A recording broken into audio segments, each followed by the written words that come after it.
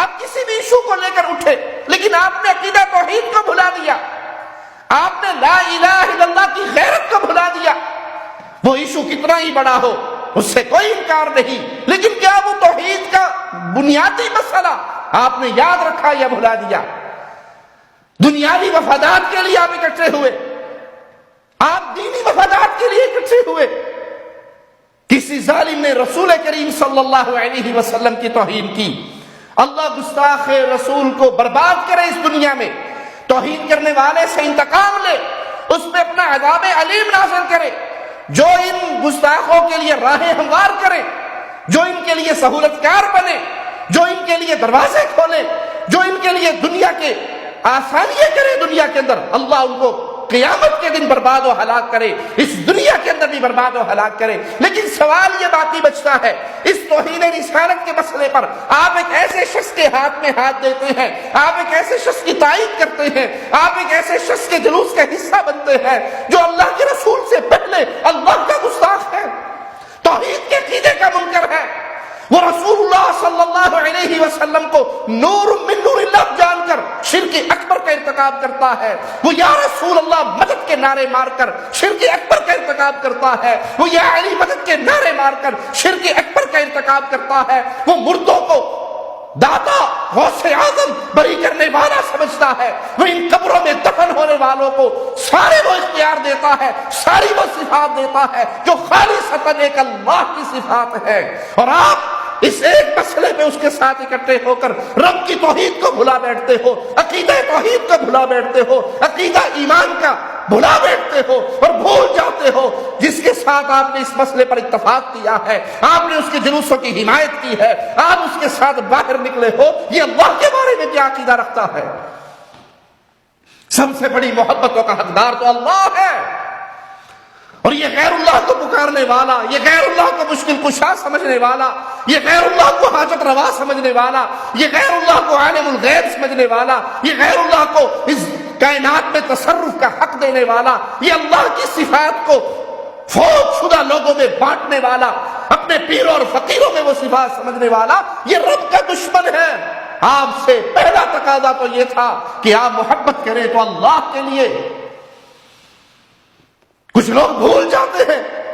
عقیدوں کو بھول جاتے ہیں، توحید کو بھول جاتے ہیں،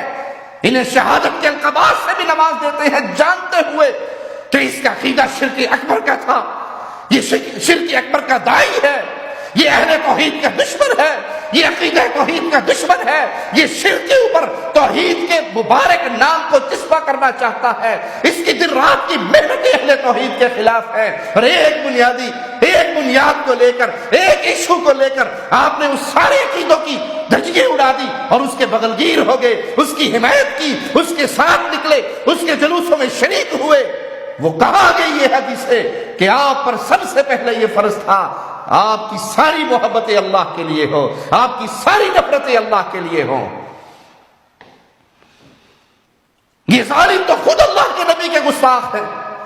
کیا ان کے بڑوں نے اپنی کتابوں میں نہیں لکھا؟ نعوذ باللہ ثم نعوذ باللہ، نقل کفر نباشد احمد رضا خان ملفوظات میں لکھتا ہے کہ اللہ کے انبیاء قبروں میں زندہ ہیں، ان کی بیوییں پیش ہوتی ہیں جن سے وہ شاباشی کرتے ہیں، کیا یہ گستاخ رسول نہیں ہے؟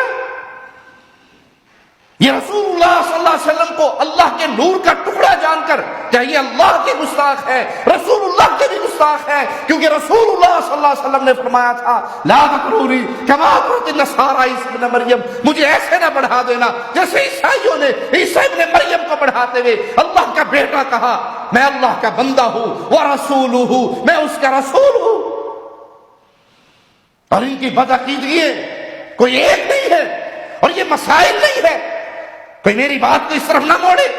کہ آپ فقہی اختلافات کی بنیاد پر یہ باتیں کہہ رہے ہیں۔ یہ بنیادی اختلاف ہے، یہ ایمان کا اختلاف ہے، یہ توحید کا اختلاف ہے۔ اللہ کے لیے دنیا کی شہرت سے اپنے دامن کو بچائیے، اس توحید کی بنیاد کو حد فاصل بنائیے، اپنے تمیز کو نہ مٹائیے۔